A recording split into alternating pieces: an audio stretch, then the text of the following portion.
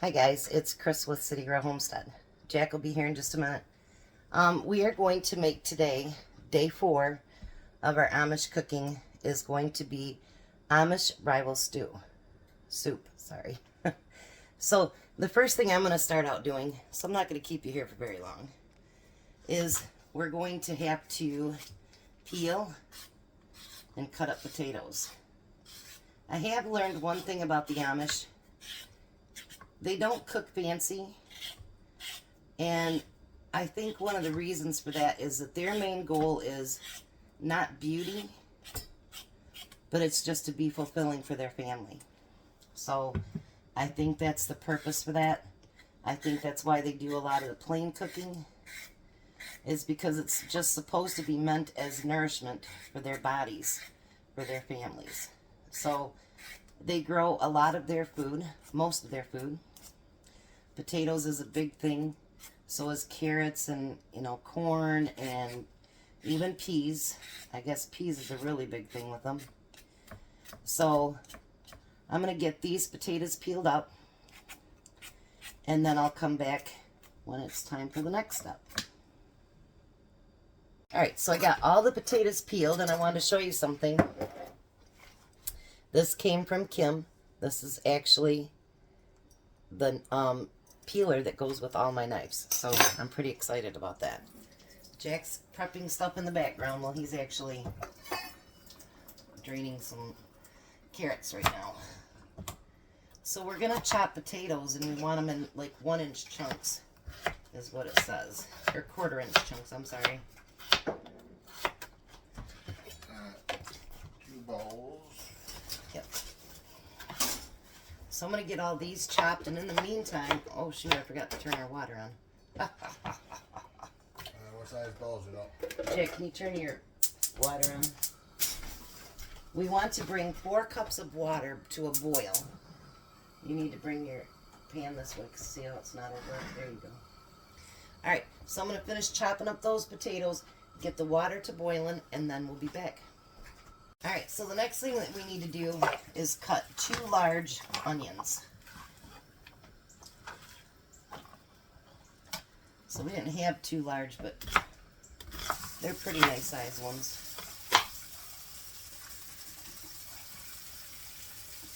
And then we're going to chop those up. Jack's rinsing our potatoes. Our water's getting ready to boil.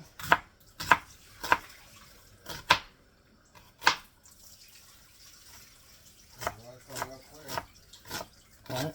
Water's coming out clear. And then rinse them. They can be dry now. You don't have to put more water in them. Right. Just set it over there for now. I don't think I'm going to use that last onion, Jack. You can put that one away again if you would. There's only so much onion you need in a soup, right? Yeah. Now we are actually going to add something to this that doesn't call for, but I talked to Renee, and people will add stuff to this soup all the time.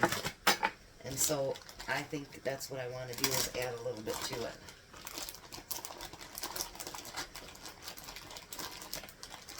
So maybe it's not so plain, if that makes any sense. We're going to use the rest of that onion from yesterday. No waste, man, no waste. Alright.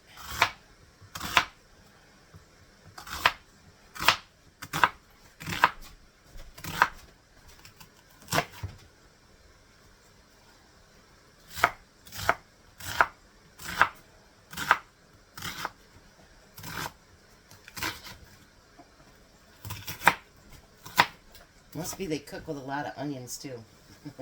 Alright, we need the potatoes, Jack. So now we're going to put those 2 large onions in the boiling water.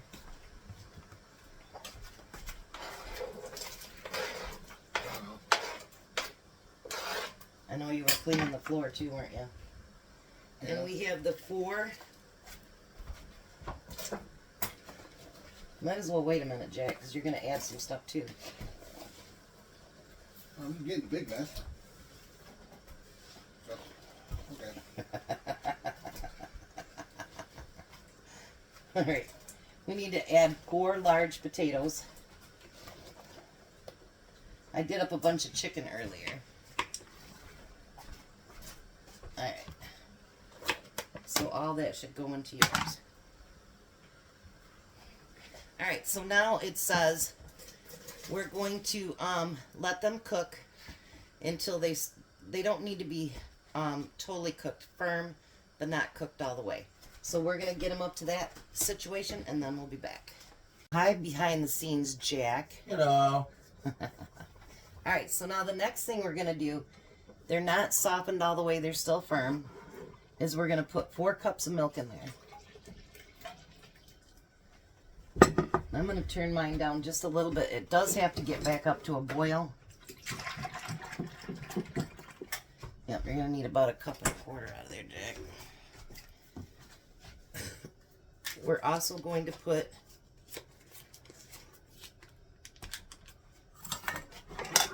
right to there.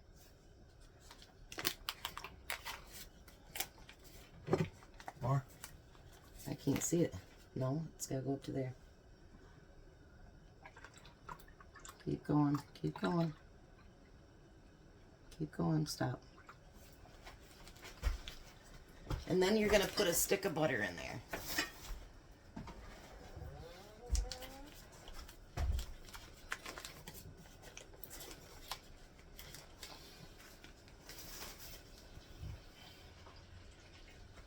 And a stick of butter.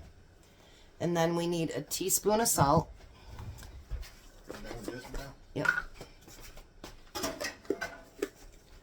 A teaspoon of salt. There you go, Jack. Alright, and then we are going to stir that until, and cook it until it comes to a boil. So in the meantime, we're going to let all that stuff melt in there and everything else. In the meantime, we need to make our rivels. Rivels, whatever they're called. So we need to take a bowl and we need to mix together 3 eggs. And the reason I didn't make any bread or anything to go with this, because the rivels are like your, I don't know what you call them, but they're going to be bready. You need your bowl, Jack. So you're going to put in 3 cups, or 3 eggs, I'm sorry, and make sure that they're all good together. You're going to need a teaspoon of salt. Let me see your teaspoon of salt, Jack. Oh, there's your bowl. I was like, alright, and then you're going to add a cup of flour to that.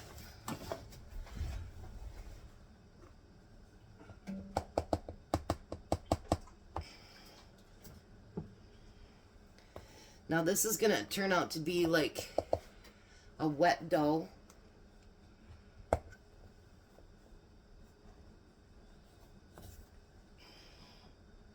Alright.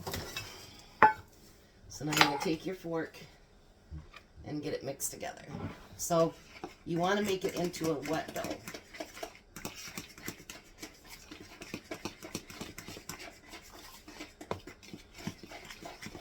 Make sure you combine it together real well. Dumplings is what I was trying to think of the word. I swear, you guys, I've always been forgetful with names and things like that. I'm horrible with names. But ever since I had the big C, I can be thinking of something, and do you think I can come up with a name? No. It's horrible.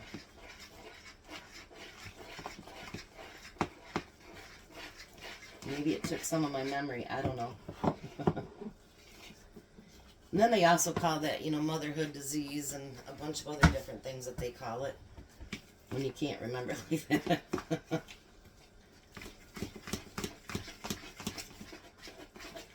All right. So now we have that mixed together. Now the two alterations that we're going to make are going to be after the ribbles are added and the soup is pretty much done, because the two things that we're going to add are already clean, or already cooked. Sorry, my brain is just somewhere today.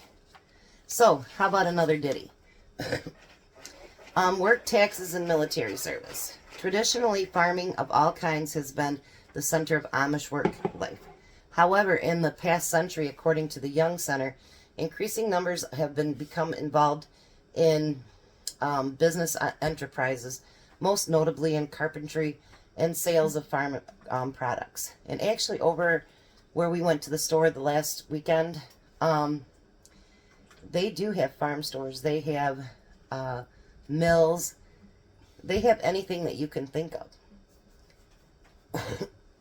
They also form construction crews to build houses and other buildings for non-Amish, which they'd call us the Englishers, and sometimes work at English-owned factories and workshops, such as those in Indiana that manufacture recreational vehicles. They are taxed on their earnings, according to the Young Center. They do pay all the taxes, income, property, sales, estate, corporate, school, that other people do. In fact, many of them pay school taxes twice, both for public and private Amish schools. They do not, however, pay or collect Social Security, having been exempted from Congress in 1965 because the Amish viewed it as a form of commercial insurance. Instead, they believed that members of the church should care for one another's physical and material needs. In some states, according to the Young Center, the Amish have been also exempted from workers' compensation for the same reason. Amish are also exempt from military service due to their belief in non-resistance, a term they prefer over pacifism. This applies not only to war, but to law enforcement, political, and legal actions. I can tell you that there was a family that was wiped out in Gladwin when we used to have our cabin up there. And if they had their way about it, there would not be court on it, because they don't believe in doing that. They just don't believe in it. So they don't go after people. Now, we talked about the bed yesterday. It is called bundling or bed courting. And what they do is they sew, it would be like a, what do you call those things? Well, I'm going to call it a bunting bag. How's that? Or a sleeping bag. And they sew it right down the center, and each person is inside of it. So you're pretty much tight and conformed. And then they put a board down the center. And it was also used in other places too, so that if a woman ended up pregnant after a man spent the night, they knew who the paternity of the father was. So, but that gives them a chance, because they're not supposed to be kissing and hugging and doing all that good stuff. So that gives them a chance to be together all night and to talk and to get to know each other without bringing the physical into it. So that's what it's called, is bundling or bed courting. So we're going to let this cook just till, well, it's actually coming to a boil, isn't it? Yeah, get there. My potatoes are not done yet, though. So we're going to let it cook for just a few more minutes, and then we'll be back and get this finished. Alright, so hopefully you guys can see what we're doing. So now for the rivels, you don't want them touching, but you do want this to come to a boil. So you're going to take your fingers and go in, and you make your rivels as big or as little as you want, and you drop them into the soup.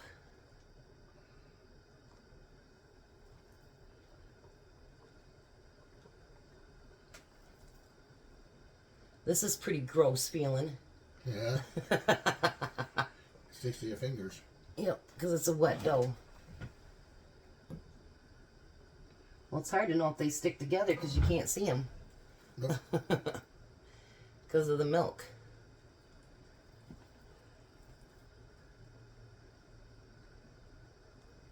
Isn't that gross, Jack? Yeah. And they don't have to be any shape or anything like that. Because I guess, when we do the other ones, they don't really have shapes. I mean, we put them into circles or whatever, but that's about it. Oh, now you can start to see them a little bit. Yeah, once you start stirring. I just thought this would be different because,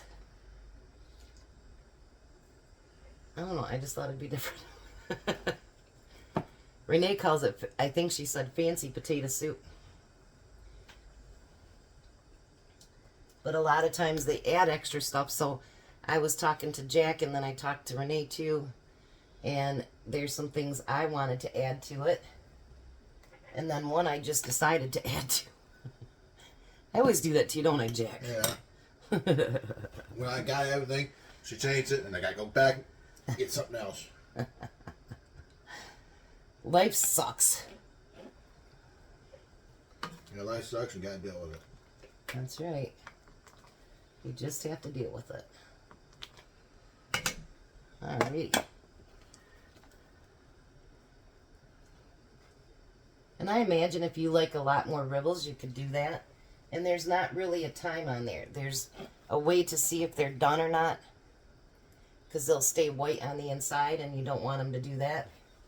Well, you do, but not like not where it looks like flour, if that makes sense. This is going to be good, I think. What do you think, Jack? Yeah.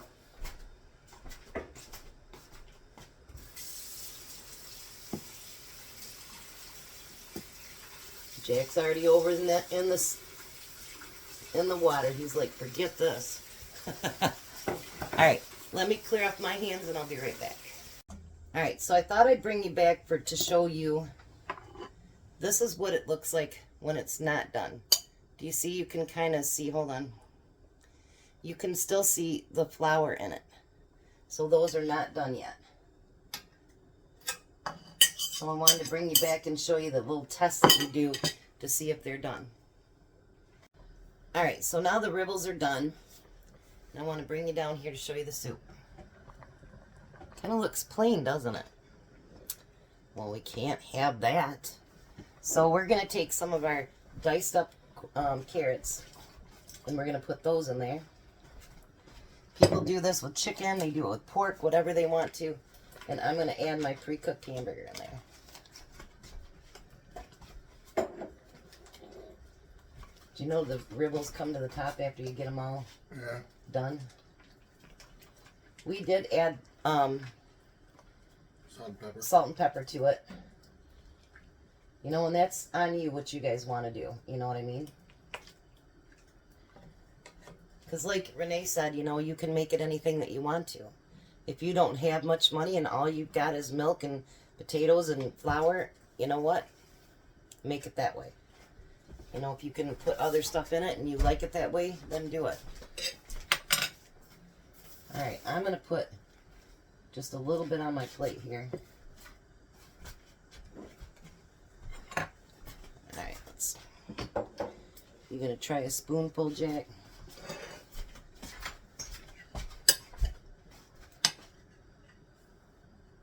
Try it with a little bit of everything on there. Alright.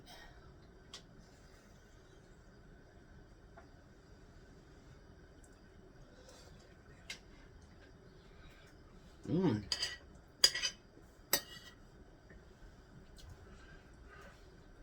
Those Rivels are actually really good. And the milk and water together, I wasn't sure how that'd go, but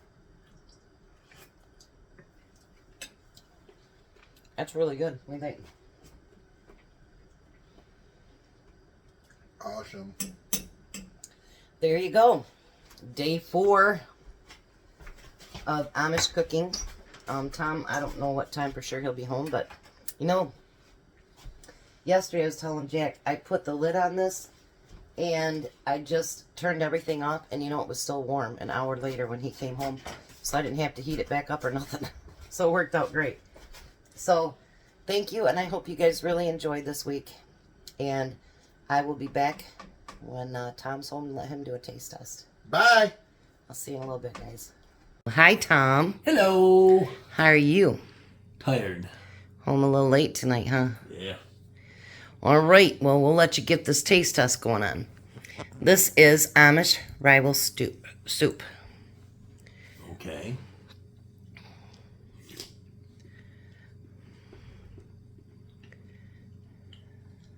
Tastes like a dumpling. How's that taste? Like a dumpling. Oh, you like it? Good.